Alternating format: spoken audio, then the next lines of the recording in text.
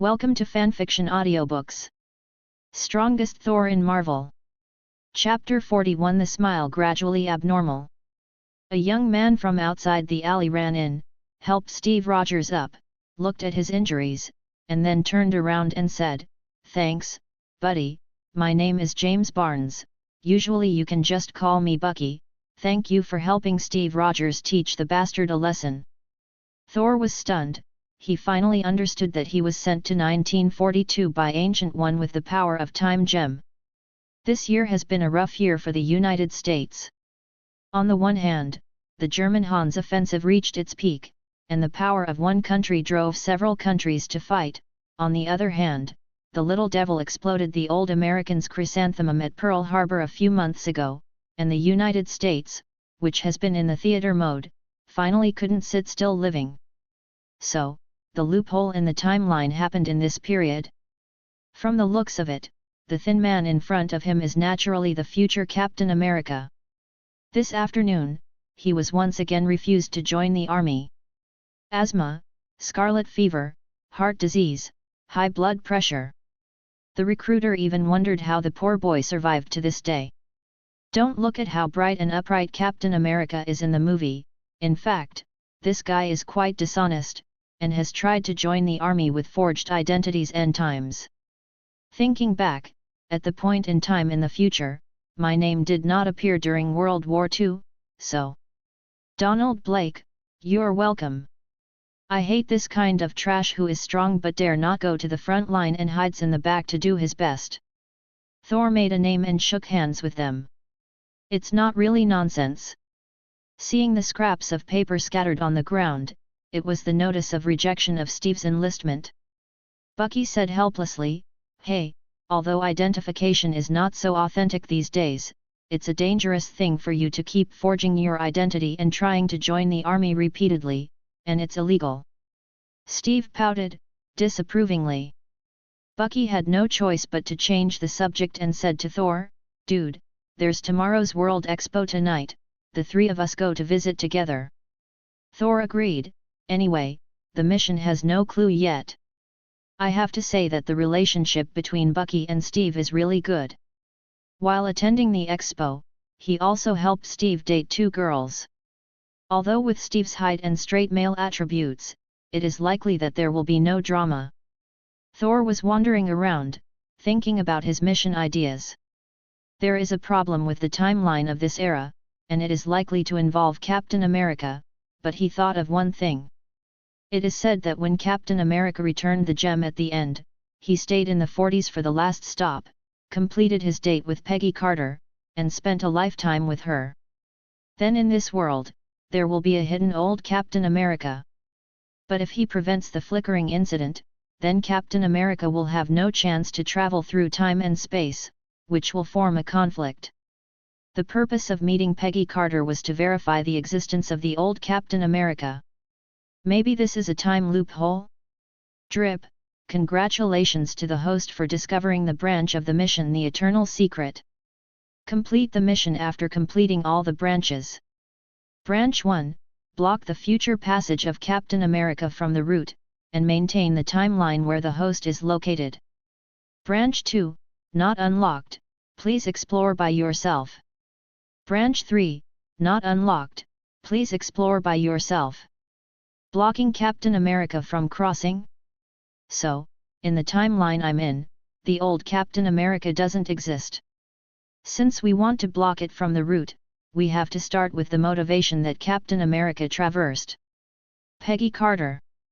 Thor looked at Steve and Bucky not far away, and smiled. Captain America, women are big pigs, Winter Soldier is your thing. I am doing this for your own good. The smile gradually changed, and an idea gradually took shape. Chapter 42, Carter appears. In another parallel world, the story of Captain America has no heroine, and the only CP is Bucky. It is said that at one point, Captain America asked Bucky to help keep the ring, and Bucky put it on. Another time, Bucky was injured, but Captain America didn't hold him up like in the movie, but with a princess hug. It is said that there was a selection in the previous life, where Marvel's favorite pair of CPS were selected regardless of gender, and Dun-Dong ranked first. All in all, a good friend and a quilt, bah, it's a lifetime. Dun-Dong is an iron friend, and Peggy Carter is like a mistress. This morning, the doctor who was examining Steve was suddenly called out at some conscription office, leaving Steve alone. Glancing at the falsification of military volunteer form written on the wall, Steve panicked. In the past, every time the inspection was completed, it was directly rejected, and I never felt sorry for him. In fact, the conscription office didn't bother to take care of such a trivial matter. Is it going to be over today? This kind of thing can be big or small, if you are locked up for 10 or 8 years. Especially when a serious-looking soldier drew the curtain and walked in, Steve felt that he was already cold. At this time, an old man from the Mediterranean came in, motioned for the soldiers to go out, and then had a straightforward conversation, and Steve's answer satisfied him. The old man finally said, "Let me introduce myself, I am Dr. Abraham Erskine, and I can give you a chance. I just need one chance." At this time, a voice sounded outside, "Is the doctor there? I'll sign up." Dr. Abraham nodded to the soldiers, and a blond young man was brought in. "Mr. Black, you join the army too?" Steve greeted, "Hey, I've passed." The result of the examination was naturally passed, and the almost perfect physical measurement data made Dr. Abraham decide to include him in that team. If the character passes the test, it may be the second candidate for the super soldier serum. The young man who came in was definitely Thor. "Since you're going to help Bucky watch Captain America, try to join him on the same team as possible." He watched the conscription office where Captain America entered early in the morning, and after seeing Dr. Abraham enter, he waited for a few minutes before following him in. The physique of the Asgard people is far superior to that of mortals, not to mention Thor as a royal family, that is the body of the god who once fought Thanos head-on. Even the strengthened Captain America is no match for him. In order not to cause a sensation, he has suppressed his physical condition as much as possible.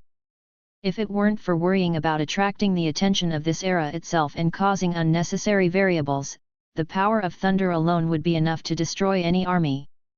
Soon, Thor and Steve appeared in the barracks wearing brown military uniforms. Thor and Steve sit next to each other. Steve may still think it's nice to have a good friend standing beside him, but he doesn't mind standing next to Thor, who is 1.9 meters tall. His thin body is more conspicuous. A heroic female officer walked in front of them with graceful steps. The curly hair matched with the flame-like lipstick adds a bit of charm.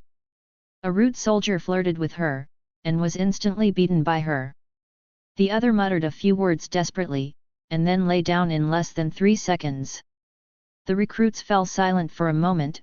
"What the hell, this woman is so fierce." Except Steve and Thor. The former was still in a daze stupidly, while the latter looked at her with great interest. Future legendary agent, Peggy Carter. Peggy Carter glanced, and immediately discovered the cutest height difference between Thor and Steve. Seeing Peggy's gaze turn, Thor gave her his trademark smirk and winked at her. "This beautiful lady, I wonder if I am lucky enough to invite you to have a glass of red wine with me tonight." Seeing this scene, Steve felt as if something was moving away from him, but he didn't know what it was. He frowned, but recovered quickly. "Well, what are you thinking so much about? With that time, why not think more about Bucky? He should already be on the battlefield, right?" Chapter 43 The Most Important Quality. Hey, congratulations to the host for completing the task Eternal Secret Branch 1, blocking the future Captain America from the source, and maintaining the timeline where the host is located. In that instant, possible future developments for Captain America and Paige had been cut off. The task is very simple to complete, but the follow-up is very troublesome. Peggy Carter had a smile in her eyes. "Good idea. Wait for me here after training tonight, I think this will be an unforgettable night." Although the voice was very gentle, even honest Steve shuddered, and the other recruits were already mourning for Thor. Is it too late for me to refuse now? Just trying to get some attention, so Steve and Carter don't see eye to eye.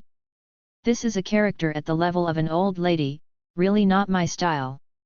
Thor subconsciously ignored that he was also at the ancestor level. Okay, boys, let's talk about the date in the evening. A middle-aged officer exuding a fierce temperament came up and joked. Colonel Phillips. Peggy was the first to salute, also reminding the recruits. Glancing at the recruits, Phillips began his speech. General Barton once said that war is fought with arms, but victory depends on soldiers. We win wars because we have the best soldiers? He glanced at Steve. What the hell? How did something strange get mixed in? Phillips felt bad for a moment, and he glanced at the expressionless Dr. Abraham. Bad old man, very bad.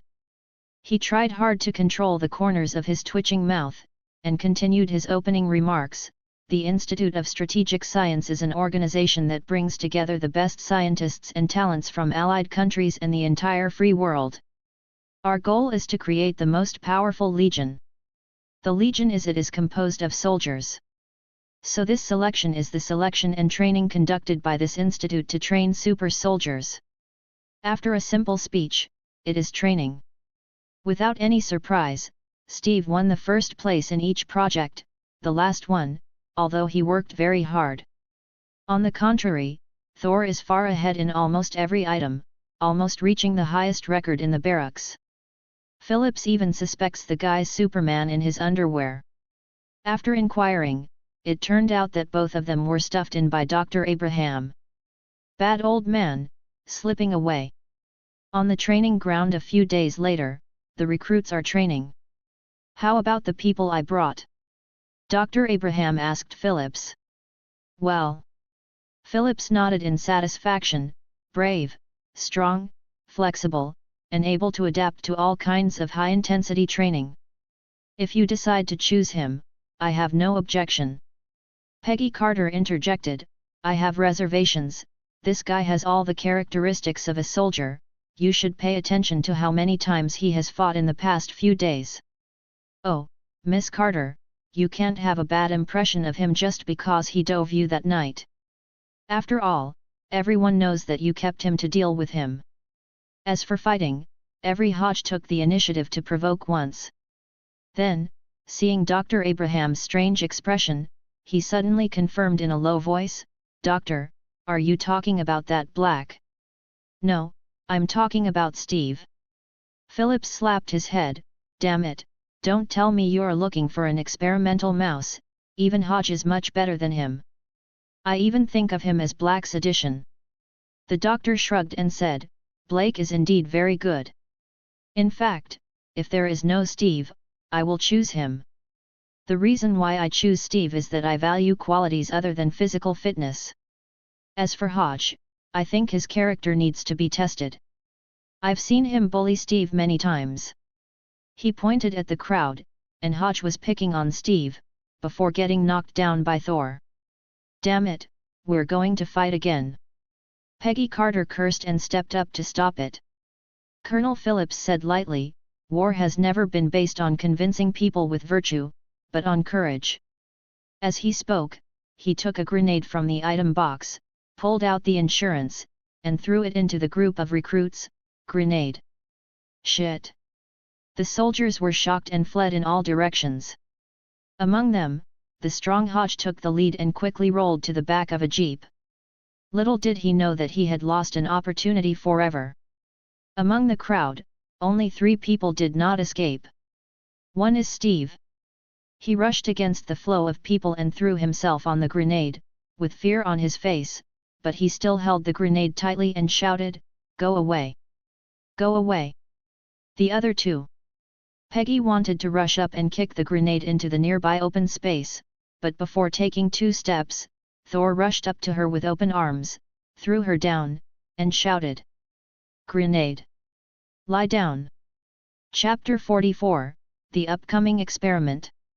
The grenade did not explode for a long time, and everyone finally reacted slowly. At this time, Phillips shouted, "It's an imitation. Line up, get back." Steve said coldly, "Is this a test?" The doctor smiled triumphantly, and Phillips was finally convinced. This thin soldier has some of the most valuable and rarest qualities as a soldier sacrifice. With a bit of embarrassment on his face, he said stiffly, "He's still too thin." Then he turned his head to look at Thor and Peggy, who were still in a daze, and said with black lines on his face, "Does this kid really think of himself as a Superman? It's so close, it's useless to lie down." The doctor shrugged, "Probably yes, it's written like this in comics. But at least, if it's a real grenade, Peggy can survive under the pressure. Therefore, I choose him as the second candidate." The soldiers obviously noticed this scene, and all of them blew their whistles to death.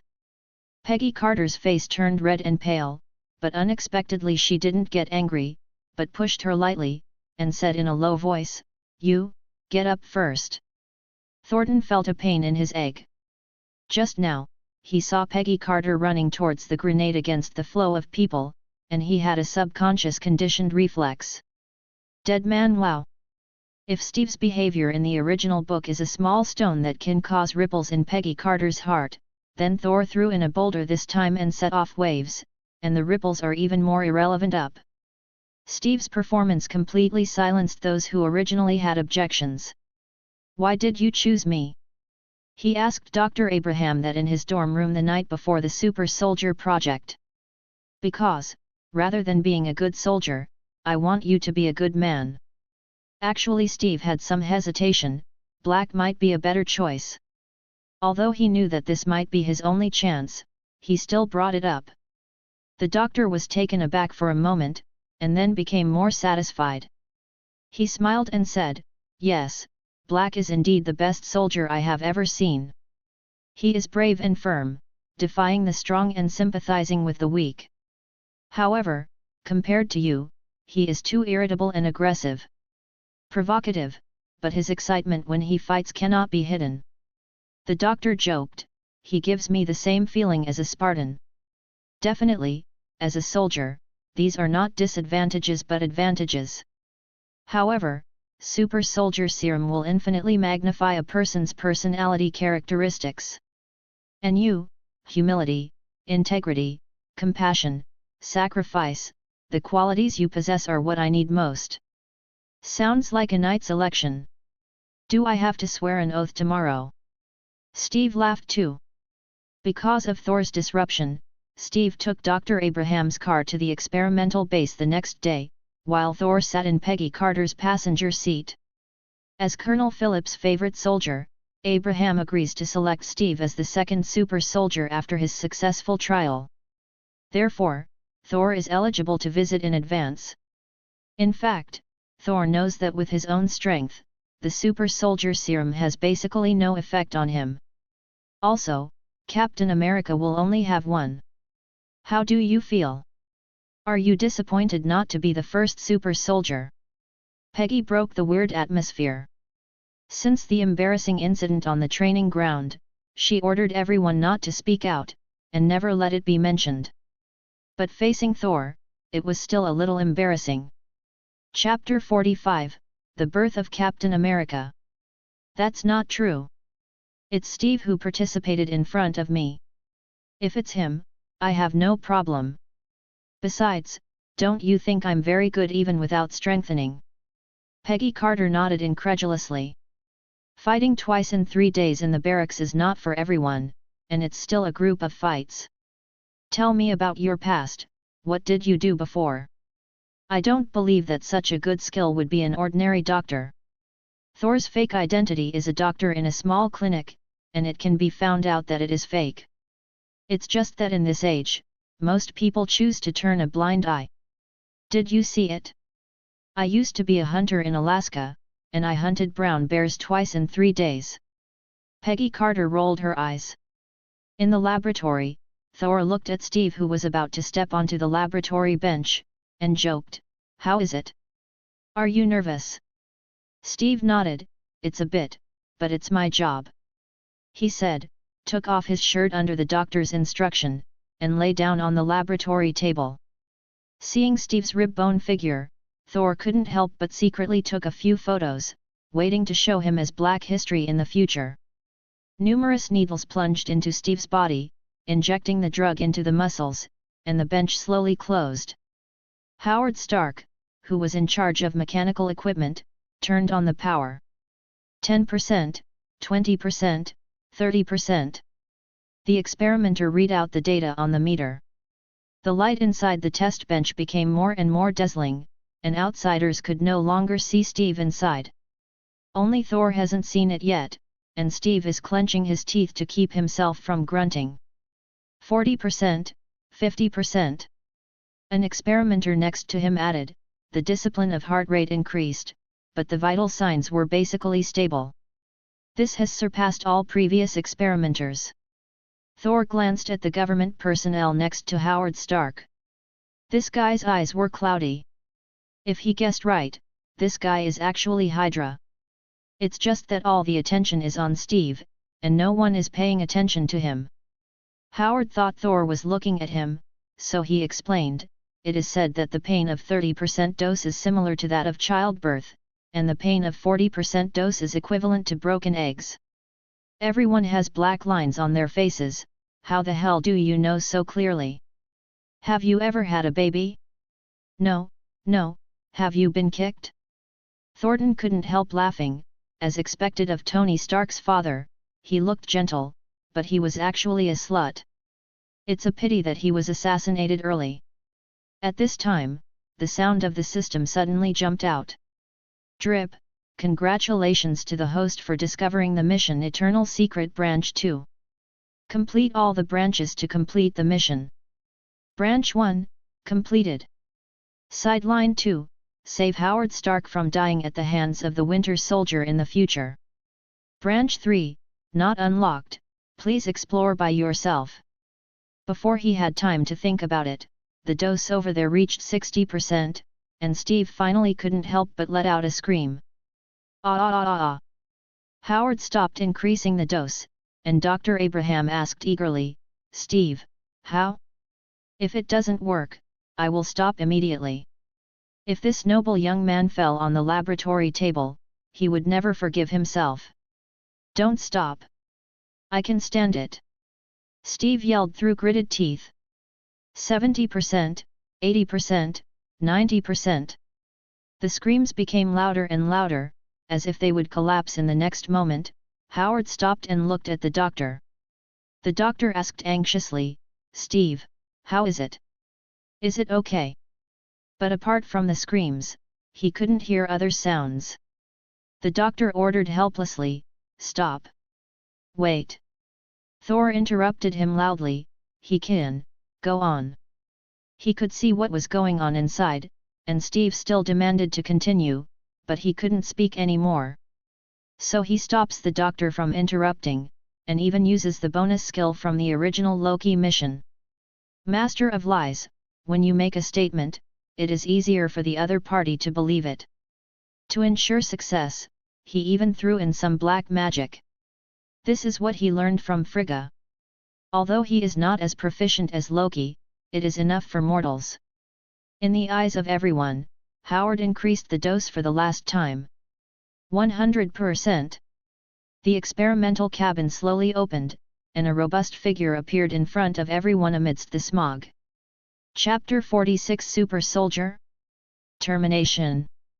Steve, who stepped off the laboratory bench, can be said to have become another person except for his head. He was originally 1.6 meters tall, but he was almost a foot taller. And the muscles that explode all over the body are simply a mini version of Hulk. How do you feel? Thor asked. It feels great, now I can play against anyone all day. There was warm applause from the audience. People came up, and no one noticed except Dr. Abraham. The Hydra spy pulled out a lighter. Abraham was startled, but before he could react, there was a bang explosion, and the laboratory was in chaos. Before everyone had time to react, the Hydra spy grabbed the remaining tube of serum, shot Dr. Abraham and ran away. Thor pulled him past him, out of the way, and fell to the ground. Steve ran up quickly, and the doctor shouted, "I'm fine, go after me." Steve rushed out quickly. The spy just got into a car, and before he could close the door, he was grabbed and dragged out by Steve, so scared that he ran away and took off his coat in an instant.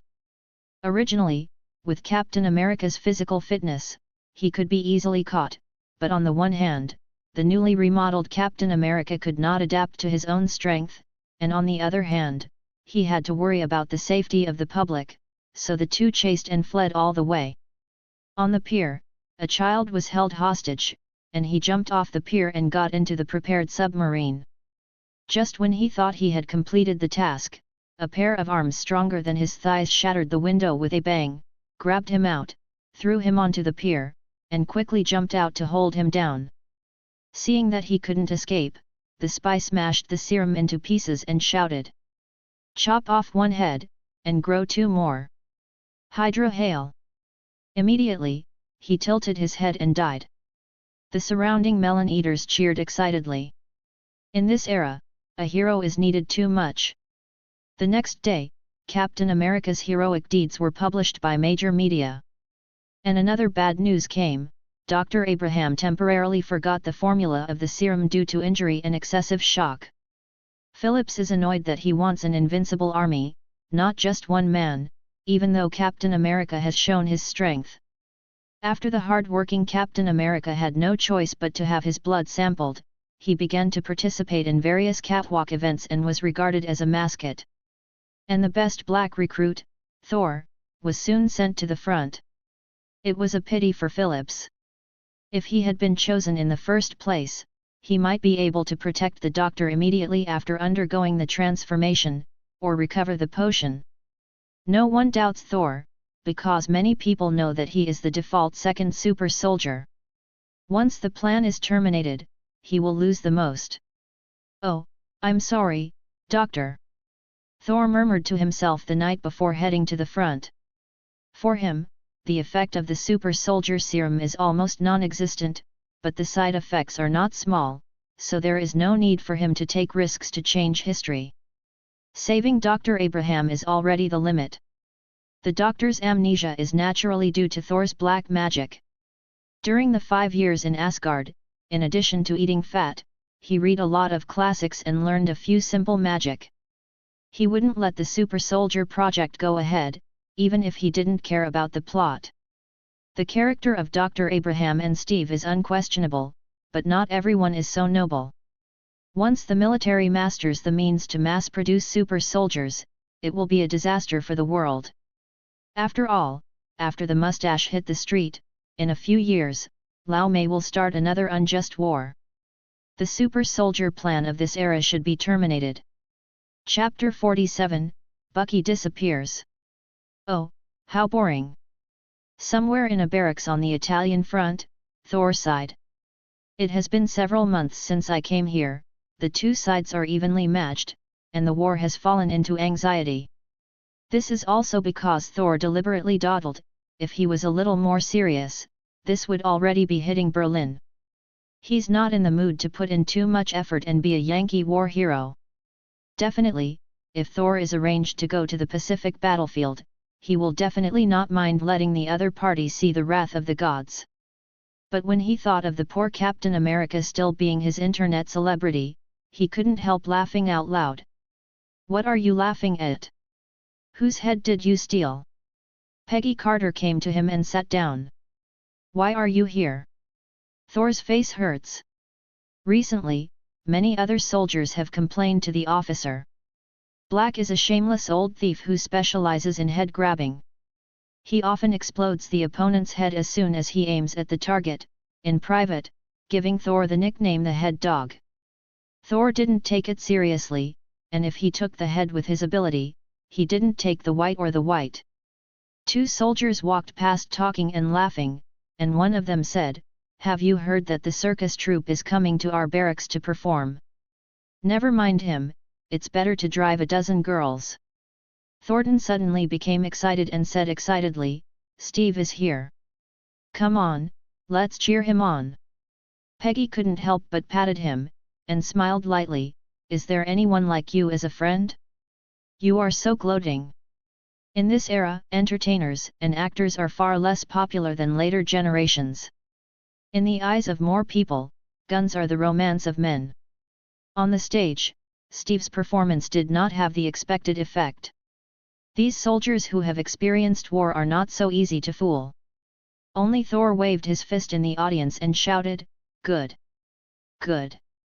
How do I feel like I'm a street performer?" Steve's face darkened. Peggy Carter couldn't help covering Thor's mouth, "It's too embarrassing." Everyone in the audience didn't buy it, and booed one after another, "Let's go, we want to see the girl." Eggs and fruits were thrown towards the stage, and Steve hurriedly raised his shield to block them. Unexpectedly, the first time I raised the shield, it was actually facing the friendly army. "Sweetheart, sign me up." The guy who spoke pulled down his pants and turned towards Steve. Steve frowned and stepped aside, replaced by a team of cheerleaders, and the atmosphere became lively. "Hey, big star, you are doing well. I heard that you are a household name in China." Thor joked. Steve gave a wry smile. "I can only improvise. After all, my previous audiences were kids. Brace yourself, you are America's new hope." "Yeah, every time I go to a state, the bond sales increase by 10%. It's okay, at least I have something to do. Colonel Phillips even wants me to stay in the laboratory." "Then do you only have these two options? The laboratory and the stage?" Thor looked serious. "You can do far more than that."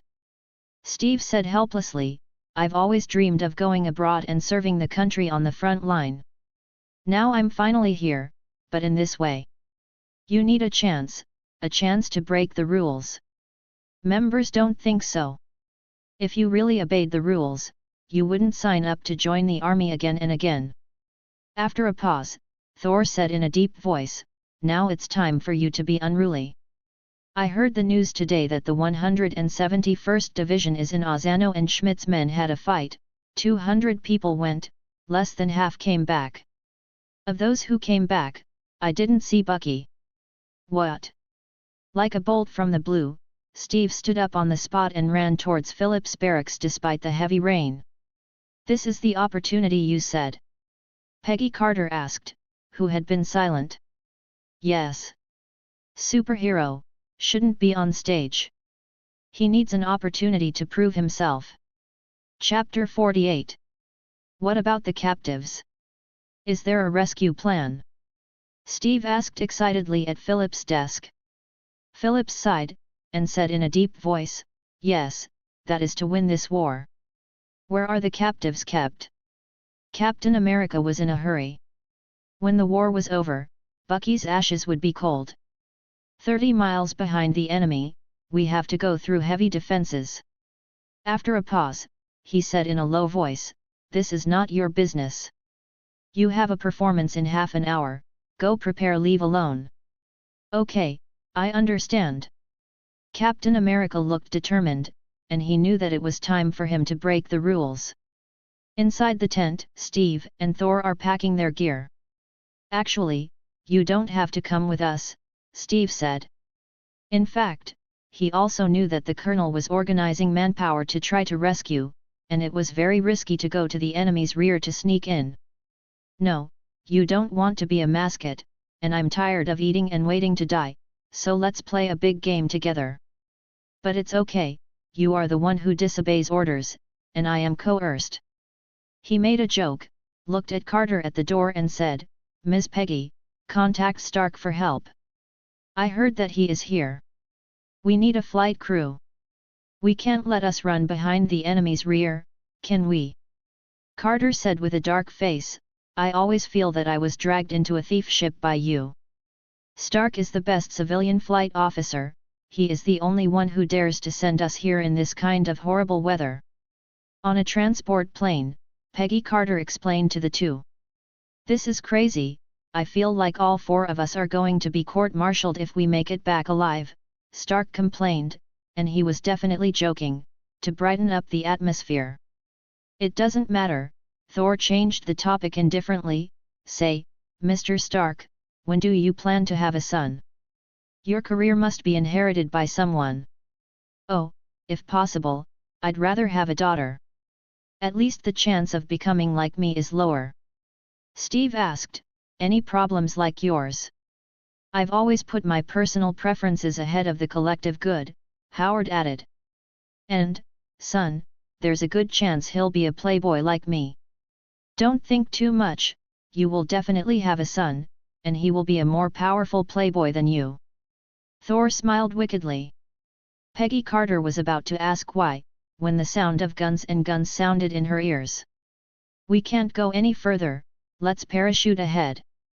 Thor arranged the plan, after you go down, immediately sneak in to save people. I'm outside, trying to attract the attention of the enemy. Captain America naturally agrees, although it is more dangerous to sneak in, but he has nothing to fear, and he jumps first. Blake. Thor was about to jump off with a big package when Peggy Carter called him, come back alive. Don't worry, I will. Jumping down, tearing open the package in mid-air, there are 2 remodeled Gatlings. Damn it, what is he trying to do? Peggy Carter looked back at Howard, he must be responsible for these 2 Gatlings. Howard shook his head, it's not me. She suddenly understood what Thor meant by attracting the enemy's attention, and immediately became anxious, and immediately shouted, quick, give me a parachute. Quick. No, Mr. Black told me that you must not let you go down and drag him down. At the gate of the Hydra camp, Steve looked at Thor with a machine gun on the left and right and dumbfounded, damn it, where did you find this thing? Captain, don't swear. Thor said lightly, remember what I said? I will attract the attention of the enemy for you, and you are responsible for sneaking in. Just as Steve was about to speak, Thor ran to the back of a bunker with a gun in hand, grabbed the loudspeaker and yelled, the 9-headed worm inside is coming out and dying. Gatling fires like crazy. Steve's face was covered in black lines. Chapter 49. As expected, the Hydra soldiers were alarmed. It's hard not to be alarmed, with such a short distance and Gatling's rate of fire. Hydra almost thought that the Allied forces had already attacked.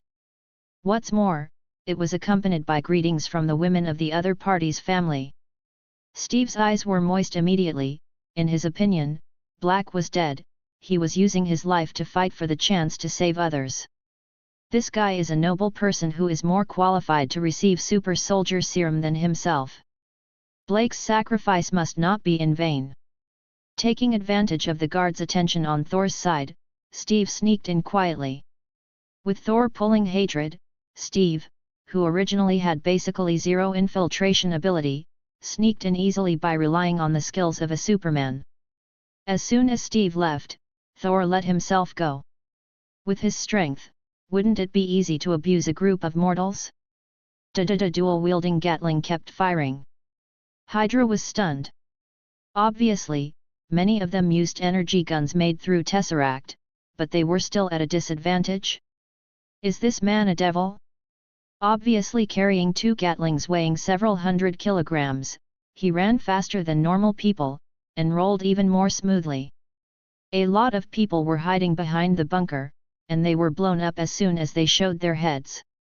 I have seen accurate marksmanship, but they are all sniper rifles. I have never seen heavy machine guns, especially Gatling, which can be really accurate. This thing is not purely used to rely on fast fire rate, and is the clip large so that the firepower is suppressed?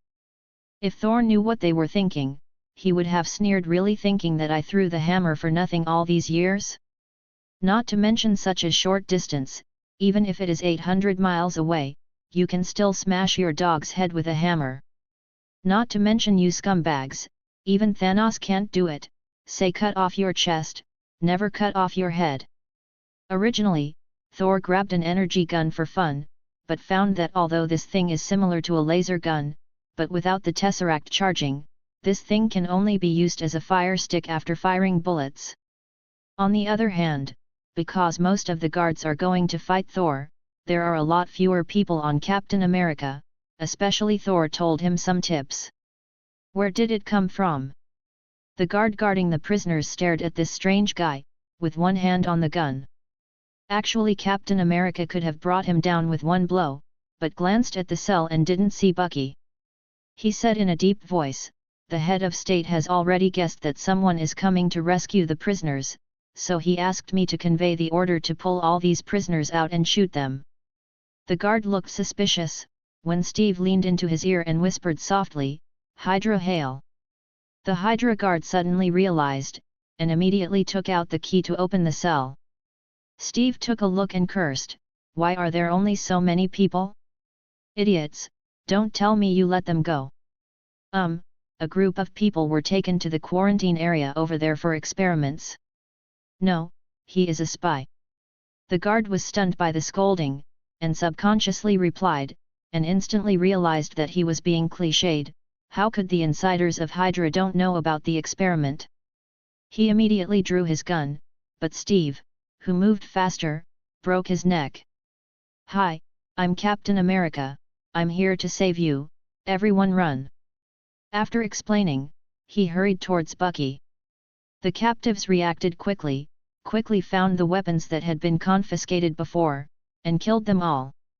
Along the way, they found that there were not many guards in the huge base. When they rushed out of the gate, they found that Thor had already snatched a tank and was galloping in the camp. No wonder they heard the artillery fire outside.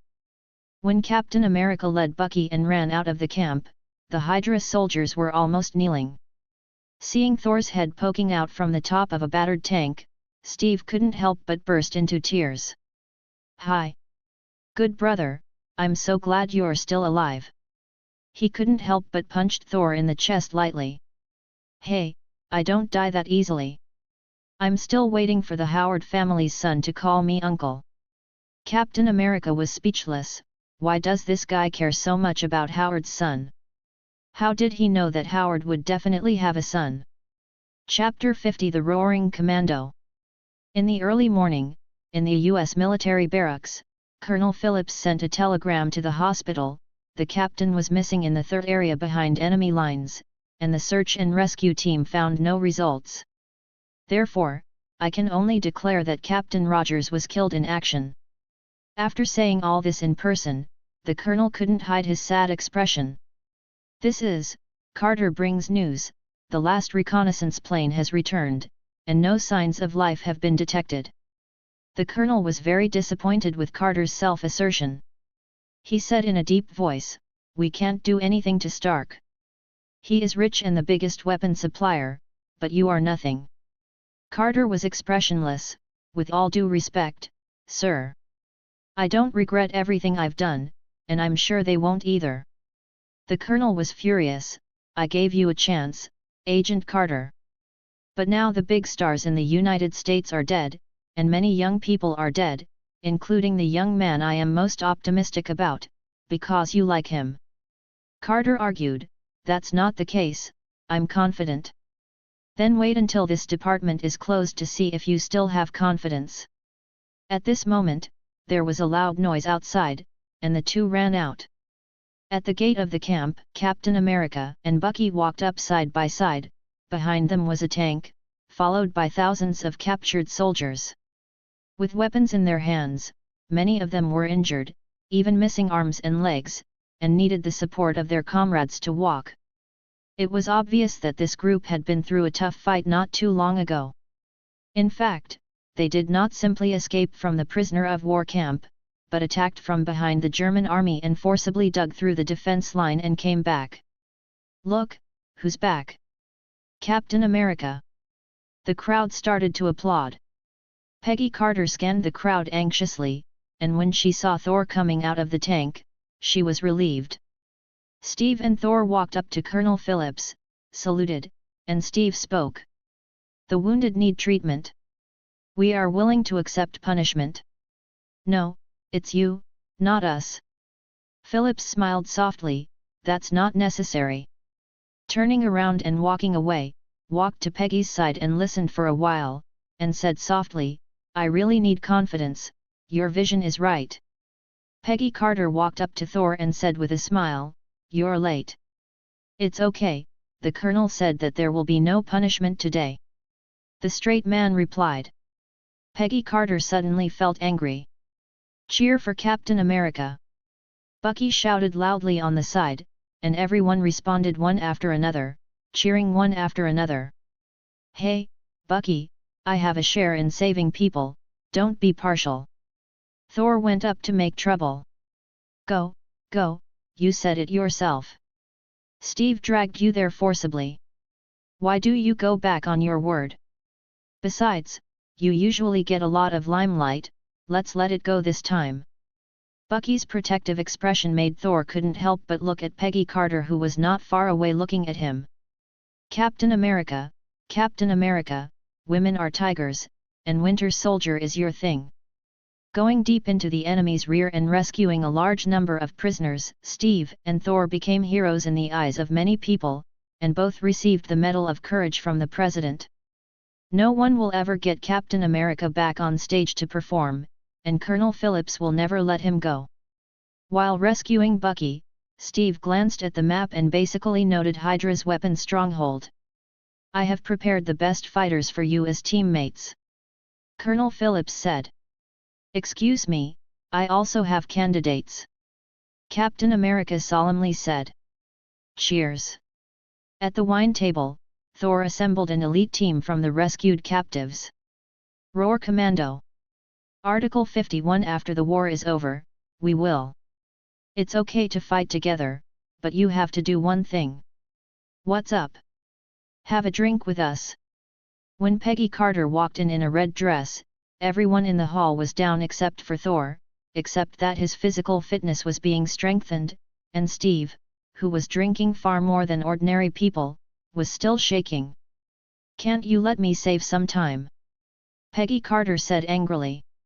Don't blame me, it's these guys who insist on challenging. Thor looked innocent. He is a big guy who can drink 400 caddies of beer. How dare a group of mortals compare their drinking capacity? Even Natalia, the most drinkable hairy sister in the future Avengers, can't resist a few rounds. Originally, Steve didn't want to make trouble with him, he is a good young man who doesn't drink, but Bucky insisted on coaxing him together. Okay, Howard has prepared some new equipment for you, go and have a look tomorrow. Peggy finished speaking, staring at Thor. Miss Page looked at me like that, could it be that she wanted to dance with me? Thor joked. I don't have the time now, wait until the war is over. Well, when the war is over, we'll go dancing. As the Prince of Asgard, he is not comparable to a mortal like Captain America. What is a mere flag? Stand up and stand up. Early the next morning, Thor and Steve arrived at Howard's office. Perhaps it was fate, Steve ignored those high-tech shields carefully crafted by Howard, and took a fancy to a simple and violent buckler at a glance. Thor is equipped with various high-tech firearms, almost reaching unlimited ammunition. After seeing Thor's ability to use Gatling as an AWM, everyone agreed that this is the best sharpshooter in history. Although this guy's fighting ability is also abnormal. Originally, Thor asked Howard to create a vibranium hammer that imitated the shape of Mjolnir. Unfortunately, the shape of holding a gun in one hand and a hammer in the other was too unorthodox. Under Peggy Carter's strong opposition, he had to give up. But Steve, after picking up the hammer and trying it out, found that it was in his hand by accident. He fell in love with this hammer on the spot, second only to Shield. With a shield in one hand and a hammer in the other hand, in addition to not being able to discharge, the legendary hammer team who can fight Thanos 50-50 will play early. Mr. Stark, thank you for giving me this equipment, I have a gift for you. Thor said mysteriously. Oh? If you say that there is a beautiful girl to introduce to me, I might look forward to it more. These days, even Steve, a straight steel man, can see that Peggy Carter treats Thor unusually, let alone the old man. Howard is a slut, with a sour tone. Thor smiled and patted him on the shoulder, and gave him a hug. Asgardian friendship in the future world, this gift is precious enough. Howard rolled his eyes. Although he had known this guy's shamelessness for a long time, he was still shocked by his shamelessness. In fact, it was a precious gift. During the first hug, Thor slipped an agent-specific handy syringe into his back. The potion inside is exactly the improved version of Extremis brought from the future. It slightly improves strength and physical fitness, but greatly improves the function of recovery and regeneration. The value of this gift will not be reflected until half a century later. Drip, congratulations to the host for completing the mission Eternal Secret Branch 2, save Howard Stark, and prevent him from dying in the hands of the Winter Soldier in the future. Another branch is completed, and the last one has not yet been triggered. Thor guessed that the last mission might have something to do with the Red Skull. In the days that followed, the Howling Commando was committed to attacking Hydra's various factories in Europe. They were invincible and unstoppable, and Hydra strongholds were taken down one by one. Captain America with the hammer and shield in his hand, even Thanos dared to take out a group of Hydra miscellaneous soldiers. Definitely beat them in a fancy way, and staged a scene of tearing devils with his hands and dismantling tanks with his bare hands every 3 days. When Captain America throws his invincible shield and raises his invincible hammer, all evil forces surrender. Chapter 52 Falling Waste. This term became the mantra of Red Skull during this period. Recently, Hydra's bases have been taken over by Howling Commandos one by one. No matter how strict the protection is, it's useless. He sent many people to surround this army, but they all returned without success.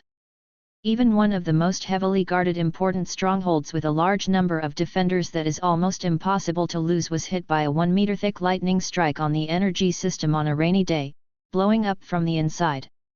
We are about to launch an attack that shocks the world, but we are delayed again and again. Just because you can't deal with a fool holding a shield, and a guy who just hides behind and shoots coldly. He growled angrily at Dr. Zola. That's not what I'm good at. I can develop weapons, but I can't make them fire. Also, the guy who can only shoot cold guns is more difficult than Captain America. An officer came to report, "I'm sorry, Mr. Schmidt, we have fought to the last man." That line added fuel to the fire, and Red Skull finished him off with a single shot, obviously not. Then he turned his head and yelled at Dr. Zola, "Get rid of them, or you will know the consequences." The repeated setbacks made him almost lose his patience. If Dr. Zola hadn't been really useful, he would have been sent to a concentration camp long ago. Dr. Zola's face was somber. He knew the Red Skull meant what it said. On this day, the Roaring Commando finally got information from Dr. Zola about a train passing through the snow-capped mountains. No one knows, this is a trap, and the tremendous pressure brought by Red Skull made Dr. Zola decide to fight it out. While Steve and Bucky were separated by the gate controlled by Dr. Zola, Thor was alone in a car surrounded by a group of heavily armored soldiers. They are clad in thick alloy armor, which is difficult to penetrate even the strongest armor-piercing bullets. Is it specifically aimed at my layout? Thor looked up at the monitor. Who told you that I can only shoot? Pulled out the pistol, bang bang bang a few times, not at the armored soldiers, but at several cameras. On the other side, under the bombardment of energy weapons, Bucky raised his shield to block in front of Captain America, but unfortunately his physical fitness was not comparable to that of Captain America. He was blasted out of the carriage by a cannonball, and he firmly grasped the crumbling handrail outside the carriage. Enraged, Captain America smashed the enemy out of the car with a hammer, and crawled back out to reach Bucky. "Bucky, grab my hand." Bucky reached out, but fell into the abyss before he could hold Captain America. "Bucky." When Thor grabbed Dr. Zola and walked over, Captain America was squatting on the ground and gritting his teeth, trying to control his emotions. As in history, politicians won't let the talent of Dr. Zora go unnoticed, and that has nothing to do with Thor. Losing his little friend Winter Soldier, Captain America turned his grief and anger into strength, and after destroying multiple Hydra strongholds in succession, he finally found the Red Skull. "Roaring Commando, launched the final battle against Hydra. Hydra's side retreated steadily, and Red Skull took the Tesseract and rushed to a bomber with huge amounts of it. The target of the bombers was New York. Thor, Peggy, and others held back the others, while Steve chased after Red Skull, rushed into the fighter plane, and launched the fateful duel. Red Skull was no match for Captain America. Steve, equipped with a hammer shield, defeated him in a few strokes. Desperate to turn the tables, Red Skull grabs the Tesseract. But his power is not enough to control the space gem. The power of Rubik's Cube explodes in an instant, and Red Skull disappears from Captain America's sight. Captain America quickly got into the pilot's seat, only to find that the plane's autopilot had locked on to New York. If you change to a flight crew with professional skills, there may be other solutions. And Steve doesn't have this skill, he can only choose to climb and land. Reported the situation to the headquarters, he connected the channel to Thor. The Hydra soldiers have been cleared, and Thor and Peggy are responsible for the follow-up. Have you decided? Maybe we should contact Howard, he will have a way. Thor said. Steve shook his head, there's no time. I have to land right away. If it takes too long, many people will die. This is my choice. Okay. Although he knew this scene a long time ago, Thor was still a little emotional at this time. Is there any unfulfilled wish? No, unfortunately I don't see the day when the war is won, and I don't get a chance to see Bucky again. He pushed down the landing lever. There will be a chance. Peggy is now on the sidelines, quietly watching the two say goodbye. Boom! The plane crashed into the ice, sank to the bottom of the water, and was covered in ice and snow. Chapter 53 Showdown. The signal disappears. Thor was silent for a moment, then stood up suddenly. Where are you going? Peggy Carter asked. Thor gave her a deep look, without answering, and climbed into a fighter jet. Peggy Carter's expression changed, she gritted her teeth suddenly, followed and sat in the passenger seat. The two remained silent the whole time. The northernmost part of Alaska is only a few hundred kilometers from where Captain America crashed. Thor watched the sea quietly, with Peggy Carter standing beside him.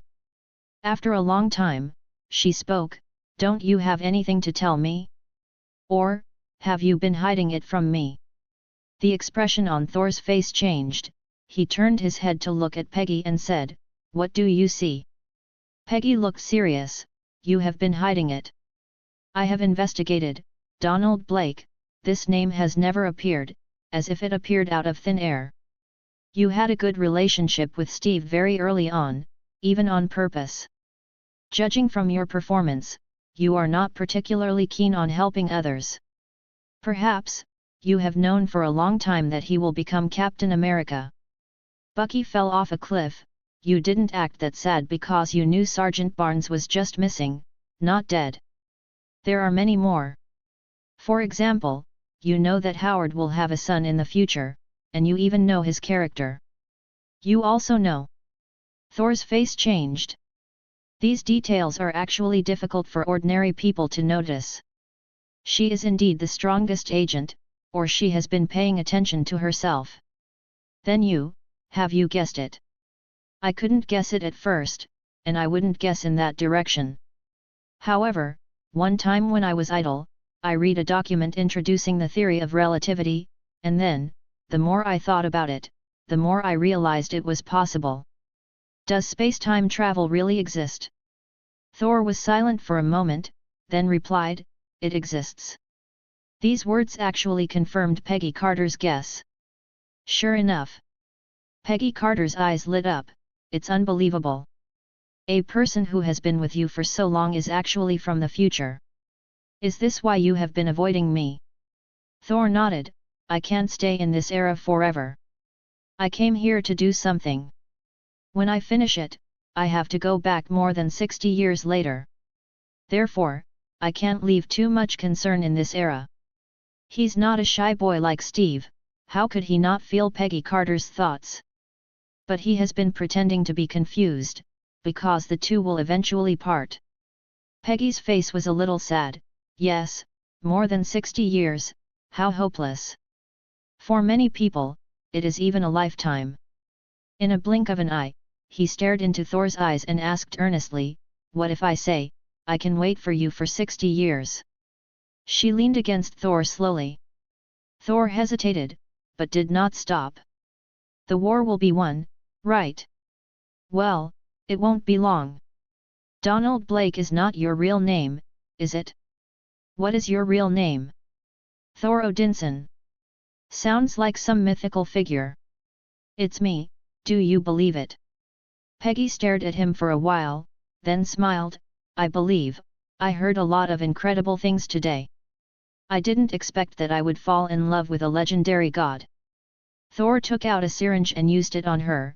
"This is a strengthening potion in the future.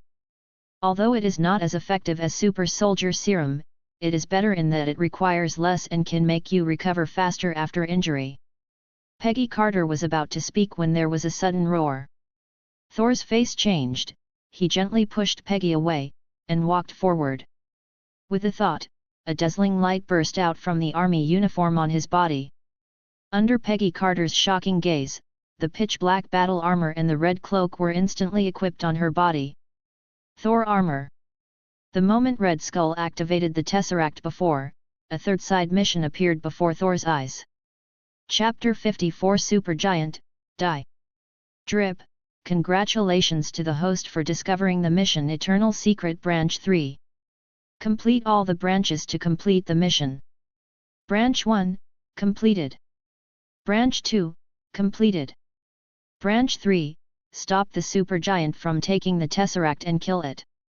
At this moment, Thor finally understood the key to repairing the timeline. Whether it is the relationship line of Captain America or the future of Howard Stark, it is actually not a big change. Even if you want to fix it, you don't have to do it yourself. The ones that could really make an impact are Supergiant and Tesseract. Without Tesseract, Captain Marvel will not appear in the future, and the idea of Avengers will not exist. Human beings will have to delay contact with alien civilizations for more than 10 years. No wonder, there were only 4 Black Orders under Thanos. It turns out that Supergiant had died on Earth in the 1940s. A female figure walked up slowly, with a slender figure, but a face uglier than ebony maw. "Who are you?" Supergiant looked vigilant. Although this man was wearing an ancient battle armor, he brought her more pressure than any previous opponent. A strange wave of energy came, one split into 2, one floated towards Thor, and the other quietly floated towards Peggy Carter not far away. Dazzling lightning surrounded the surroundings, and Supergiant's energy was dissipated instantly. "Don't play your so-called mind control, you have no chance in front of me." Thor looked disdainful. In fact, he really doesn't think much of this Thanos scout. "I even fucked your master Thanos, who are you?" Supergiant's face turned pale. She didn't expect the spiritual power of the person in front of her to be far superior to her. When she gritted her teeth, psychokinesis turned into a long spear and stabbed towards Thor. With a bang, mixed with a punch of lightning, it directly hit the tip of the spear, and the psychokinesis spear instantly shattered, and the rest of the momentum slapped on it endlessly. Ah! With a scream, Supergiant flew upside down more than 10 meters, and she looked at Thor in horror. With the Tesseract out of the way, staying alive is the most important thing now. She exhausted her strength again, released a mass of energy, shot straight at Peggy Carter, and fled in another direction. Thor quickly charged in front of Peggy Carter, punching the energy ball. Supergiant is not on the same level as herself, and the other Heiyao 4 generals are no match for her. She alone is delivering food, pay attention to her mind control, and she can be beaten casually. She's going to run.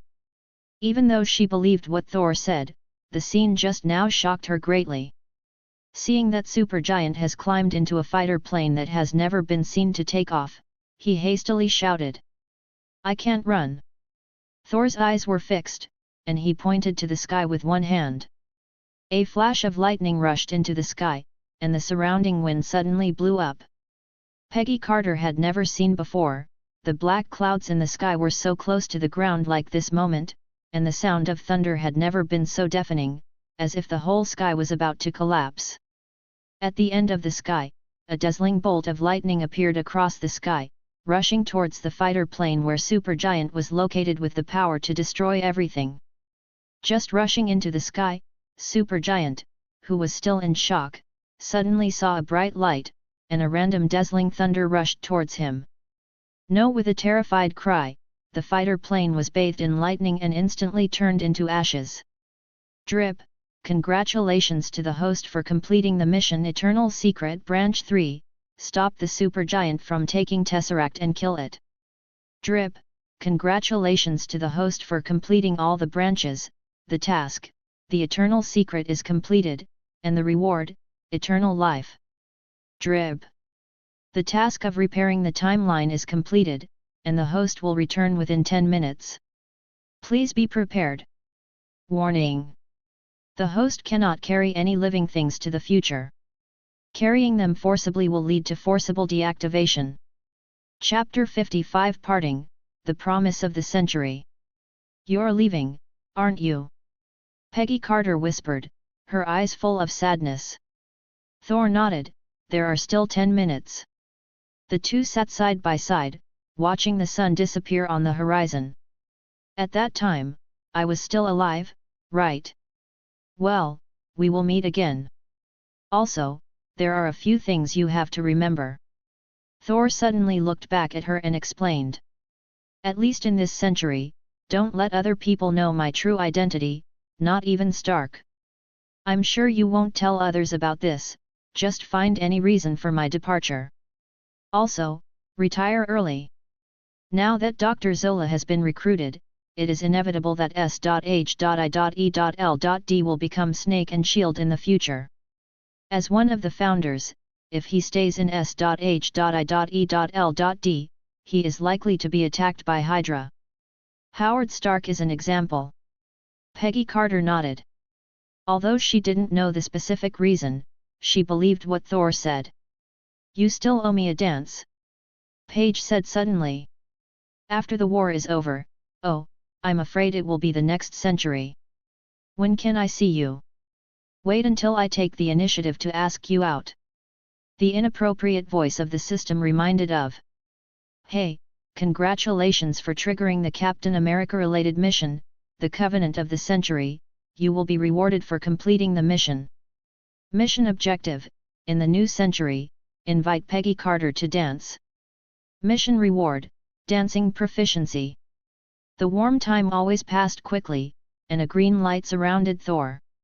Use the skill on the target Peggy Carter, immortality. Peggy Carter looked at the place where Thor disappeared in dismay, and finally couldn't help closing her eyes, with tears running down the corners of her eyes. For more than half a century, it is really hopeless. After a long time, she picked up the communicator. I found a Tesseract clue, the northernmost part of Alaska, close to my current coordinates. Captain America crashed and disappeared. A large number of Hydra remnants tried to snatch Tesseract but failed. Captain Black unfortunately fell into the sea during the battle and disappeared. Time flies, and in a blink of an eye, the war is over. The colleagues of the Roaring Commando gave a toast to Steve and Blake, and they did not forget the former leader. Howard followed the clues to find Tesseract. Even without the guidance of Tesseract's energy, he still did not give up searching. But in the huge Arctic Ocean, looking for two people under the cover of icebergs is tantamount to finding a needle in a haystack. Paige calmed down from her initial disorientation and seemed to accept reality. Colonel Phillips handed Thor's retirement files to her, and she looked at the photos in a daze. One night in 1991. Howard Stark drove home alone. He was in a bad mood and just wanted to find a place to be alone. Back then, that nasty Blake was shot with a crow's mouth. His son was even more of an asshole than himself back then, and his reputation as a playboy in his early 20s had surpassed his own back then. Just thinking about it, suddenly the car lost control and hit a tree. A metal arm dragged him out. Howard looked up, and suddenly exclaimed, Sergeant Barnes. His response was a hard punch, and then another punch. Gradually he lost consciousness. Confirming the target's death, Bucky faked the scene of the crash and disappeared into the darkness. About half an hour later, the fingers of the corpse on the ground moved. After this incident, Howard has always felt that he has a memory disorder. Even if the person who sacrificed for half a century appears, it is impossible for him to be so young. But after this difficulty, Howard, who seemed to be reborn, finally decided to let go. He handed over the company to Tony and hid himself behind the scenes. In 2005, Kamartaj Holy Place, Ancient One was casting a spell. Suddenly a magician rushed in and shouted, "Your Highness Sorcerer Supreme, Caecilius has betrayed." Ancient One was startled, and the spell in his hand fluctuated. Not good. Hurry up to make up for it, but the temporary difference finally caused an impact. Thor, who was supposed to return immediately, inevitably had a slight shift in return time and space. Looking at the dark world around him, Thor looked helpless. Ancient One, you half-witted magician, no wonder the dignified Earth Asgardian was stabbed to death with a knife. Chapter 56, A New Era Begins. At the door of Betty Rose's apartment, Peggy Carter looked at the empty room in a daze. Who? Betty Rose looked at the person who came in, and felt familiar, but she didn't match her age. She asked cautiously, are you Carter's agent? I seem to have seen your photo in S.H.I.E.L.'s profile. Well, I'm. Peggy Carter nodded. Well, Senior Carter, where did you get my boyfriend? Peggy Carter can't help but hold her forehead. Thor, you bastard, dove on me as soon as you get back, and let me help you clean up this mess. After Peggy Carter comforted Betty, she found Maya Hansen through some information from S.H.I.E.L.D. and exchanged many things. Without knowing when Thor would return, Maya Hansen set up a small research center with her help. Although extremist research is stuck in a bottleneck, she also does some other research. Betty Ross finally accepted that her boyfriend left in an emergency to save the world and returned to the military laboratory. She, who was disturbed by Thor's affairs, and Bruce Banner, who was not very talkative, naturally couldn't spark.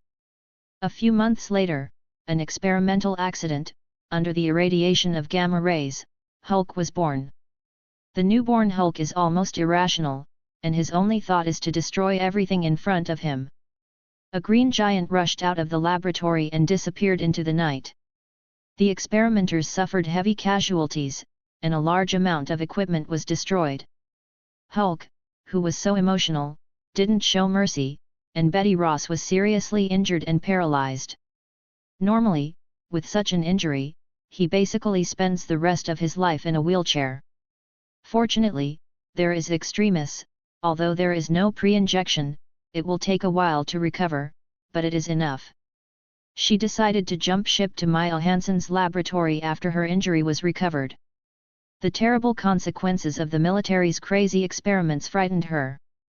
Out of guilt for his daughter, General Ross did not object. On the other side, he was furious and sent a large number of people to search for traces of Hulk everywhere. However, Banner, who has not transformed, is a very smart person. He cannot be found without transforming, and cannot be defeated after transforming. Therefore, the search for Hulk has not progressed for several years, as if the world has evaporated. Before coming to Earth, with Thor's approval, Maya Hansen sold a small amount of Extremis to General Ross at a high price as research funding. While the modified version of Extremis has a minimal strength boost, the physical recovery effect is still very practical. In fact, General Ross was also very interested in the first-generation virus, but the explosive side effects made him dare not risk the disgrace of the world. Time passed slowly, and soon it was 2010. On this day, a major event that shocked the entire United States happened. Tony Stark, a genius inventor and young domineering president, was kidnapped by terrorists while attending a weapons conference in Afghanistan. For a time, the entire United States was in an uproar. In his capacity and the influence of Stark Industries, this could change the whole world. No one would have thought that this kidnapping would lead to the opening of a new era. This annoying playboy. Because of this incident, the turtle became a superhero. In the dark space, Thor is thinking about where this is and how to leave. Kamartaj's magician, kidney deficiency at critical moments is indeed true. I don't know what's going on outside now. At this moment, a deep voice rang in the ear. Kneel down. What? Chapter 57, Big Boss 6. As the saying goes, a man has gold under his knees. And at Thor's knees, there is vibranium. I don't even kneel to Thanos. Who are you? Thor, who was already full of depression, said angrily, Get out. Kneel your mother. The dark space suddenly fell silent. Thor suddenly reacted and looked in the direction of the sound. Old sister, why did you come out suddenly without saying hello? The face of the person in front of him was frosty, and it was she who spoke just now. Hela. Well, Hela's mother is also Frigga, so I really have to kneel to her mother. He, hello? If I didn't see you fall into the broken space crack, I wouldn't be interested in fishing you out. Now, kneel before your queen. Outsiders definitely can't kneel, since they are from our own family, definitely can't kneel either. Thor definitely knew that once he got down on his knees, it was hard to stand up straight. Thor spread his hands. Sister, don't be like this, our Asgard is already a society where everyone is equal, and that kind of thing is no longer popular. Hela sneered. She understood that this guy looked honest, but in fact he was much more cunning than Odin's old and immortal, and he got the point without paying attention when talking to him. From this point of view, he is actually an ideal heir to the throne. But you are the most suitable. She raised her hand, and a slender black long sword appeared in her hand. Slapping the younger brother while eating and sleeping has always been the traditional virtue of Asgard, so is Thor, and so is Hela. Since you can't speak well, then beat yourself to death. What's more, Hela believes in not pushing if you can do it. She brushed her long hair, black spikes protruding from the back of her collar, and the terrifying power of death was fluctuating. It seems that if you don't fight a game, you won't be able to pass the test today. Sure enough, lunatics are the most difficult to deal with. If there is a disagreement, they will do it. The point is, I still can't beat her now. The fighting time was not long, and Thor felt like he was about to be beaten into a dog in less than half an hour. In addition to being able to barely score 50 to 50 in physical skills, strength, magic, speed, and defense are almost suppressed in all directions, and they also have blood locks. It is estimated that this is because Hela did not use his full strength, and there is no Asgard home bonus. Here Thor gritted his teeth and struggled, thinking about a way to break the situation. On the other hand, Hela became more and more excited. At this moment, a golden halo suddenly appeared in front of Thor. Ancient One stepped out of it, waved the magic fan in his hand, and wound an energy whip towards Hela. Hela, who was originally indifferent, focused his eyes, and shot out several flying swords at the same time, cutting off the energy whip. Then, he saw a crystal-clear transparent wall pushing towards him. Before he could react, he was trapped in the mirror space with a sword and could not move. Big Brother 666. I fought so hard, but Ancient One was able to take down Hela with 2 moves. Although Hela didn't understand the opponent's skills, it also proved the strength of Ancient One. Who are you? Hela lost her composure in a rare way. The pressure that this seemingly fragile Midgardian brought her was no less than that of Odin, who was at his peak back then. Ancient One did not answer her question, but said indifferently, the family affairs of the Asgard royal family have nothing to do with me, but this person came here because of my negligence, so I can't turn a blind eye. After finishing speaking, she turned and walked into the portal. The restraints on Hela were released, and she gasped for breath. Thor walked up to Hela and said in a low voice, Asgardian of Midgard is the real #1 powerhouse in the 9 realms at this stage. Because of her, Midgard only belongs to the 9 realms in name. After speaking, follow Ancient One into the portal. Hela looked at the slowly shrinking aperture, with an uncertain expression on his face. For a moment, she almost wanted to rush out of this portal desperately. But when she thought that Odin would be summoned immediately after going out, and that powerful magician might block the door, she still suppressed the thought. Anyway, Odin doesn't have much time left, not a few years away. Chapter 58 Stark's Metamorphosis. Hard-boiled Tony Stark was in a cave, banging away with a hammer when Thor left the seal through the portal. Originally, the group of desperados who kidnapped him wanted to tear up his ticket immediately. But the Jericho missile that Tony showed at the previous press conference was really useful, so the terrorists planned to squeeze out his last value. They sent materials and asked Tony Stark to make missiles for them. It's a pity that Tony is not a fool. I believe that after the terrorist got the missile, his conscience found out and let him go? What a joke! He didn't intend to make missiles in the first place. Under the threat of death, Tony Stark's already clever brain played super level, and began to build the first-generation steel battlesuit among a bunch of missile parts. It's a pity that the humanoid silhouette he created has nothing to do with the missile. Even if the terrorist is a pig, he can feel something is wrong. After a severe beating from the society, the terrorist leader issued an ultimatum. If the missiles cannot be completed tomorrow, they will be slammed. It's a pity. When did Tony Stark suffer this kind of grievance? If he did, would it still be him? His assistant, Ethan, no longer had any scruples and accelerated the building of the armor. If Stark had been given a few more minutes, perhaps he would have succeeded. However, the vigilant terrorist leader watched the surveillance from time to time, and rushed over immediately after finding something wrong.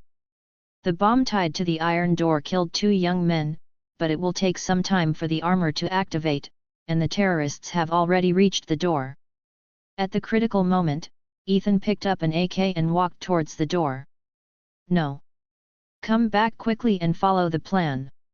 Ethan turned back and smiled at him, and said firmly, "This is my plan."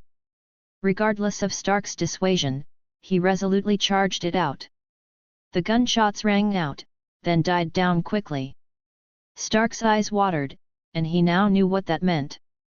When the terrorists rushed into the cave where Stark was held, what appeared in front of them was a burly figure with black metallic luster. Tony Stark, the munitions boss and playboy, was finally awakened by the death of Dr. Ethan. Angry flames sprayed on the terrorists. Even the original Iron Man wasn't something a group of mortals could hold back. He rushed out of the cave, detonated the ammunition depot, fired the rocket ejection system before exploding, rushed through the flames, and then exhausted his energy in the air and fell headlong on the sand. A military helicopter flies overhead and spots a battered Stark. In any case, he escaped. On this day, arms dealer and playboy Tony Stark completed his metamorphosis and became a superhero. In the hall of Camartage, Thor is haggling with Ancient One. He already knew that he had been displaced for nearly 5 years, which was too scary. If Ancient One's hand trembled, maybe when he came back, there would only be 3.5 billion people left on Earth. Well, it was indeed my mistake this time. May I ask what you need? As long as it doesn't violate the principle, Camartage will try my best to satisfy you. Ancient One nodded with a wry smile. This is Thor's turn to be in trouble. Camartage is different from Asgard. The perennial closure doesn't even have much money for incense. The poor are dying, and the Wi-Fi is all from a big country next door. The only thing that interests Thor is... Chapter 59 Niece? Uncle? Looking at this face that seemed to understand nothing, Ancient One resisted the urge to smash the guy's head, and said in a low voice, "The Eye of Agamotto is something that the Sorcerer Supreme swore to protect, and the levitation cloak belongs to the next Sorcerer Supreme. Is that so?" Thor pretended to think for a while, and then his eyes lit up. "Then Magician, you accept me as an apprentice and let me be the next sorcerer supreme, can you give me both? Master, you lack apprentices, just say it. Ancient One felt that his image of being an outsider was about to lose its hold. How shameless! It's the cub of the Odin family. Eventually, the Ancient One gave Thor a sling ring that could be used to open the portal, and taught him how to use it. Although Asgard has Bifrost that can be used to teleport, Bifrost has a longer activation time and is more suitable for airborne large armies, while Sling Ring is more flexible in normal battles. In his previous life, Thor had seen Doctor Strange cooperate with the crowd to besiege Thanos.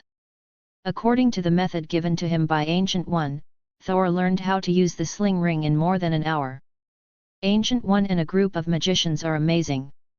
This level is almost rare in Camartage in 100 years.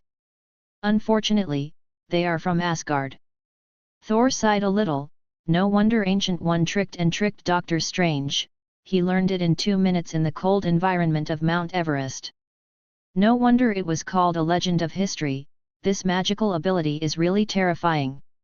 He immediately drew a circle and came to the headquarters of Snake and Shield, Nick Fury's office.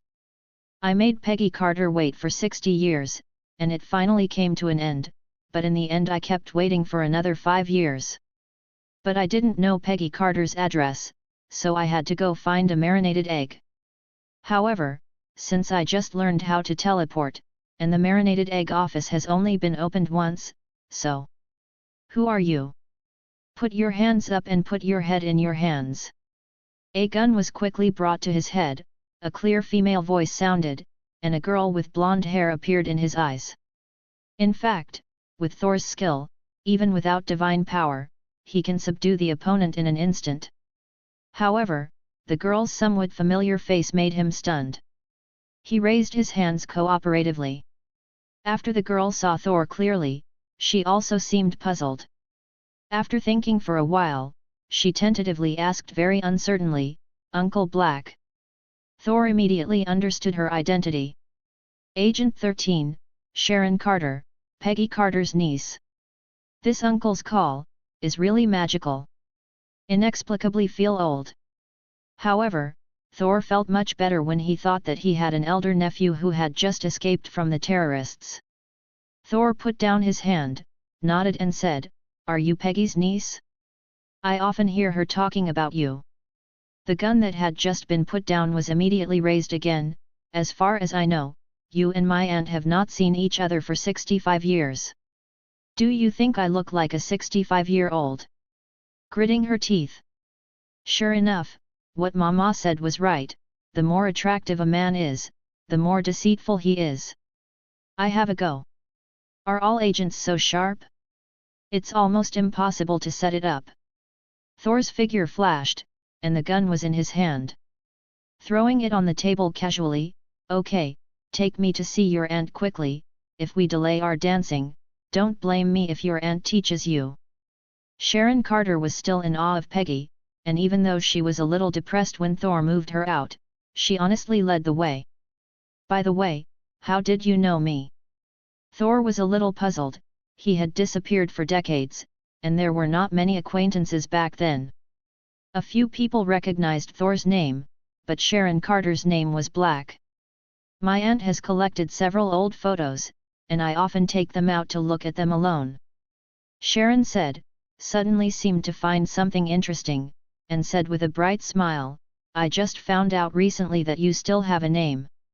Your name is Thor, isn't that your original name? My aunt has a lot of opinions on you because of the pigeons you released 5 years ago, so you can ask for more blessings. Then let the storm be more violent." Chapter 60 Reunion in 65 years. At the door of an apartment, Sharon Carter knocked on the door, and Thor and Peggy Carter who came out met their eyes. Sharon Carter gave a self-seeking look, and ran into the guest room alone, leaving the two alone. There was no violent storm as imagined. Peggy Carter pursed her lips and tried hard to control her tears, but she couldn't. For Thor, it was just a few days, but for her, it was half a century. Thor originally prepared a lot of rhetoric, but only one sentence remained, "Peggy, I'm back. Peggy took out a tissue to wipe away her tears, and tried to smile. Is this the only sentence that made me wait for so long? Thor came to his senses. He gathered himself together, gently put a hand together, and said, "Beautiful Miss Page, may I ask you to dance?" Sharon Carter in the guest room shivered and got goosebumps. Drib. Congratulations for completing the task, the covenant of the century, and get the reward, dance proficiency. The system sound reminded Thor, but Thor ignored it. Many times, the purpose of completing a quest is for the quest originally rather than for the reward. If it is a task that goes against his heart, no matter how rich the reward is, he will not choose it. Peggy blushed, not out of embarrassment, and Thor was too embarrassed. But she still didn't tear down the stage, and gave a low hum. Thor hugged her and said softly, "It's all over, I won't leave again." In the next few years, the world will undergo major changes and truly enter the superhero era. For so many years, my appearance has not changed. You did it, right? Peggy asked suddenly. Yes. For mortals, birth, old age, sickness, and death are the laws of nature. Longevity is not a good thing. It often means endless loneliness after the partner leaves. But I am in Asgard, and my lifespan is far beyond ordinary people, so I will not let such a thing happen on us. Then why didn't you tell me earlier? For a long time, I thought how desperate I would be when I faced you with dementia in my 40s. Peggy smiled lightly. Thor coughed lightly, "Didn't I want to surprise you?" In fact, when he finally completed the mission of eternal life, he only made up his mind on the spur of the moment. Previously, the plan he considered was to wait until he returned to modern times, and try to borrow the time gem from Ancient One to restore Peggy's youth, even if he used Strange as a threat.